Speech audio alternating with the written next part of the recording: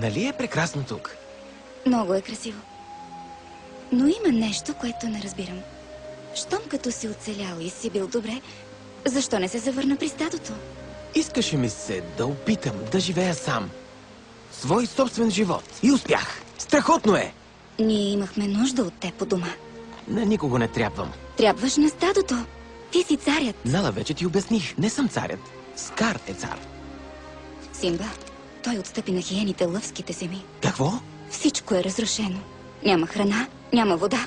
Ако ти скоро не направиш нещо, всички ще умрем. Не мога да се върна. Защо? Няма да ме разбереш. Какво да разбера? Не е важно. Хакуна матата. Какво? Хакуна матата. Това е нещо, което научих тук. Понякога стават злини. Симба! И ти нищо не можеш да направиш. Защо да се тревожа? Защото това е твое задължение. Ами ти? Защо избяга? За да потърся помощ. И открих теб. Нима не разбираш. Надеждата ни е в теб. Съжалявам. Ти си се променил. Не си онзи Симба, когато помня. Права си.